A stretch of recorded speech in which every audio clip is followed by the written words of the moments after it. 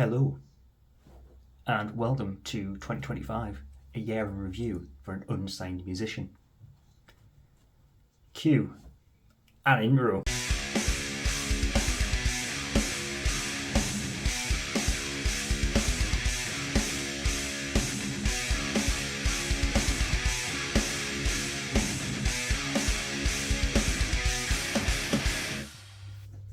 So, 2025, what happened? Well, to start, I need to go to 2024. And in 2024, we went and recorded in December, which was very stressful. We nearly got stranded because the weather took a particularly bad turn. So by the time we come into January 2025, we're knackered, we're burnt out. We've had a bit of a rough year last year. So we took the January and the February off just to really start the mixing process, try and get a bit ahead of ourselves on it. And as you'll see, we did not get ahead of ourselves on this at all. We come into March, and in March we had planned to do 2 runs of dates, sort of in the middle of the month, the end of the month, primarily to work around annual leave with work and stuff. We all work full time, so we've got to be careful about how we plan dates and stuff, because we can't just bash out 3 weeks in a row, because you're not going to get your time off at work for that. Started out March by playing in Newcastle with our friends in Tired of Fighting. That was a fun little gig at a place called The Grove.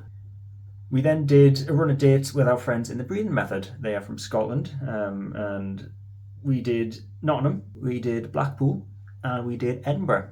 Now, normally when we go to Edinburgh, we do Bannerman's, which is a phenomenal venue. Really hospitable there, love the guys. They just always look after us, which is lovely. But this time we played Banshee Labyrinth, which is just up the hill. Banshee Labyrinth, if you've not been before, is really old building. You play down the stairs, it's like a kind of crypty, kind of spooky vibes. I've been told the place is haunted. I can neither confirm nor deny. You will have to go yourself. However, we watched the Carabao Cup final on that day, and we had to watch it upstairs outside on the street on an iPad from the van, because there was no signal downstairs, and we were supposed to be sound checking. As you can see, we are a constantly professional band. We have our priorities set straight. I had a good time. I'll try and find the footage. If I can stick it on, I'll put it here. And then we took about a week off, week and a half, 2 weeks, something like that, and then we did another run of dates at the end of the month on our own, where we went to the Railway in Winchester, which again, cracking venue. We did Thunderbolt in Bristol, cracking venue. The Vic in Swindon, which, as you can see, theme, cracking venue. And then the Hairy Dog in Derby, which again, cracking venue. What I will say about both Winchester and Derby is they've got food vendors, and take notes, please. Every other venue in the country, the pizzas at the Railway, they are something else. I'll actually say that the Hairy Dog, the guy outside there, does smash burgery kind of things, and again, take notes, please. Everybody, get yourself some of this on the go, because dirty kebab across the road just doesn't cut it after you've had that.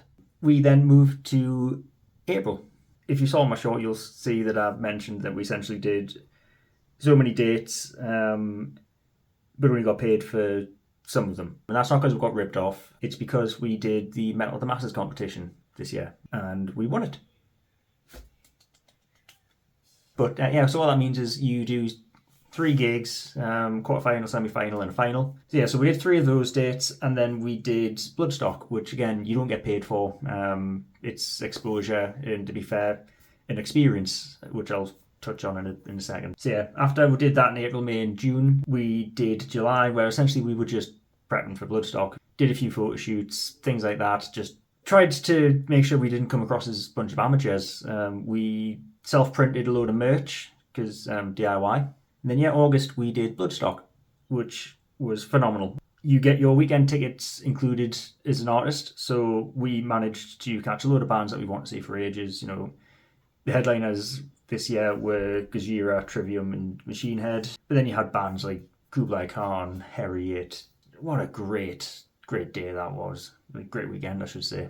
Had an absolute blast. Would love to go back and do it again. Who knows? Bands do get asked back to play the New Blood stage occasionally, so that would be lovely. And yeah, when we got back, we played the Grove again in Newcastle with Thanks for the Memories, who are a like emo-y, Karangi themed covers band, and they're excellent. They're one of the few bands I've seen that plays Enter Shikari and does it right. We come into September, and September is where things start to go a bit.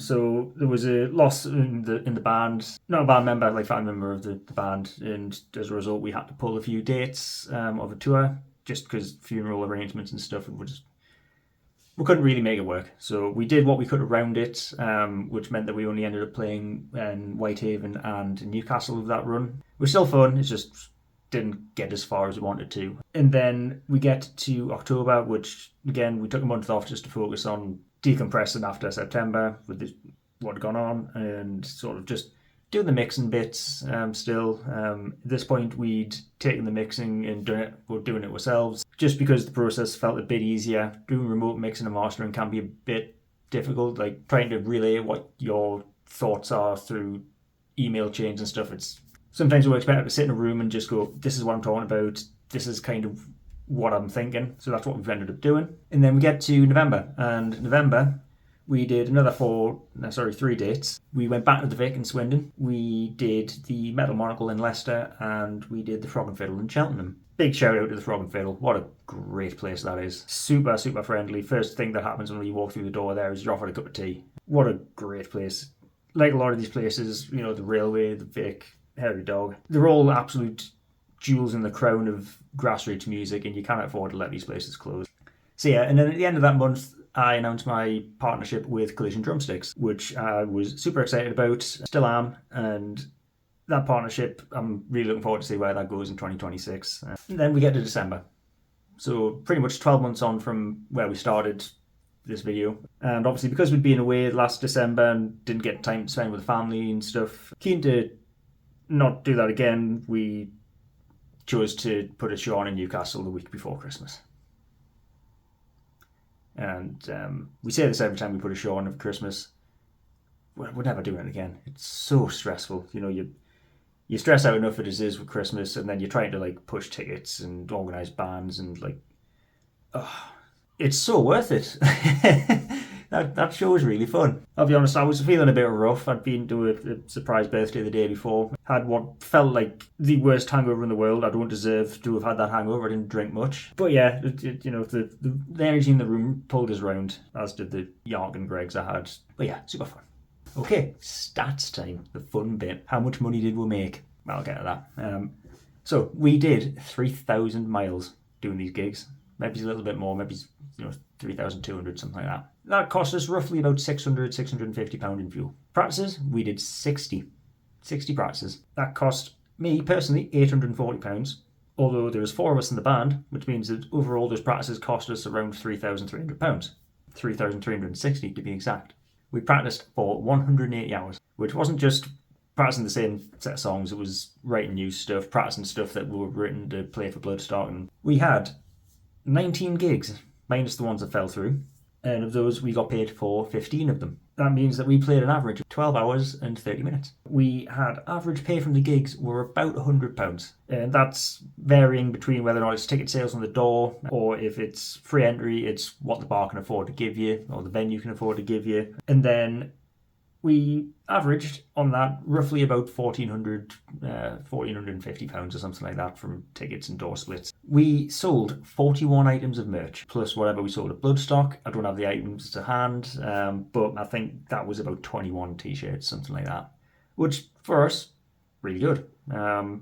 When you see how far down the listing we are, it was nice to see people wearing our shirts, to be honest. So that came to about £700, that kind of area. And what I will say is that this doesn't include what we spent on hotels, the cost of food that we spent when we were like Bloodstock and other places. Doesn't, include the cost of generally just playing your instrument. There's guitar strings and cables and drum skins and, in my case, cymbals. So I'll do a quick breakdown here. Yeah, big loss. We lost money. Next year, this year, 2026, we're going to lose money. We've got that record to put out. When you factor in recording costs, press, PR, replication, because as much as nobody buys CDs, you got to have them.